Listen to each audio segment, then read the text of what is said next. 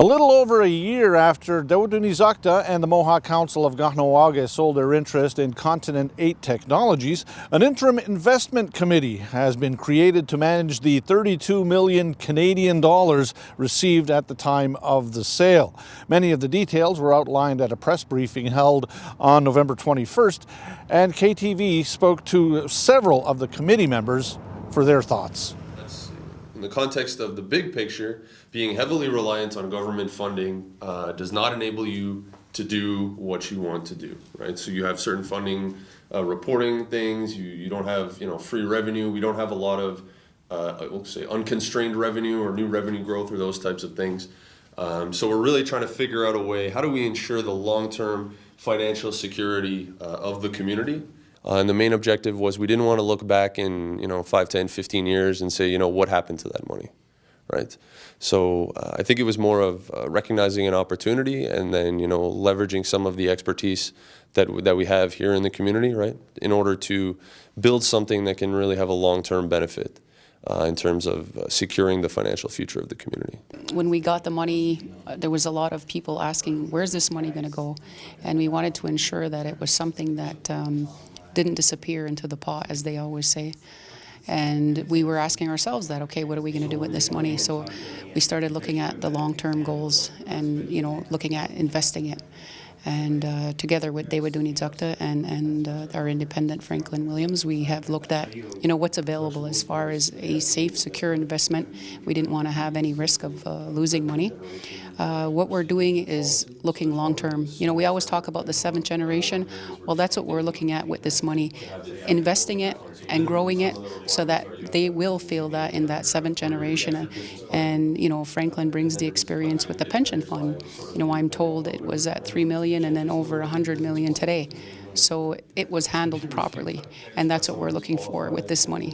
Tewatohnhi'saktha doing what we can as an organization to help economic development. One of the things with this specifically is that taking the money that the community gained from the sale of Continent 8, where both MCK and Tewatohnhi'saktha were partners in, and to be able to look at long-term financial viability of the community. So it's never a bad thing to have sort of capital on the sidelines. You need to have capital available if you want to take advantage of opportunities, and you also need to be able to grow your capital. And if you look at the objectives of the fund, first and foremost is to generate income, and we want that income to be stable, which is why we identified a target of 3.5% return, and that's net of all fees and expenses of the fund, right? So that's our primary objective, is to grow our money. And then the secondary one is to preserve that capital and wait or evaluate opportunities sort of as they come up, right? So we don't, as Greg put it before, we're not putting all of our eggs into one basket. We have an appropriate governance structure and an investment policy to follow.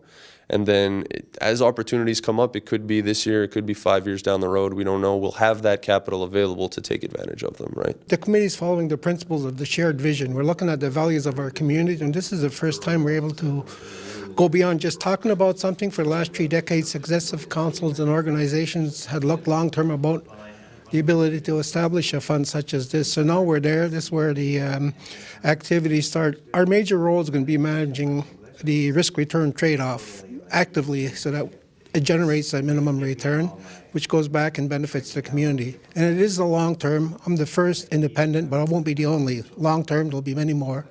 And we're hoping that the fund will survive into the long term, as Paul has stated. And we're quite confident it did, but it comes to the point where if you just talk about it and nothing happens, we grew up that way. We want this, whatever it may be.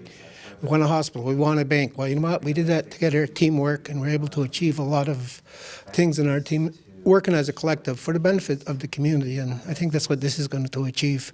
The 25-year goal is actually just to double the size of the fund. So, using 32 million, if you earn 3.5% a year, over 25 years, just with compound interest, you should be able to accomplish that goal of doubling the size of the fund in 25 years.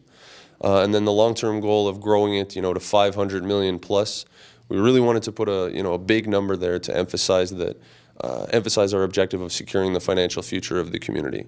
All in all, it's an ambitious undertaking that could potentially reap millions of dollars for Kahnawake over the next few years. All in all, not bad for an initial investment of $0.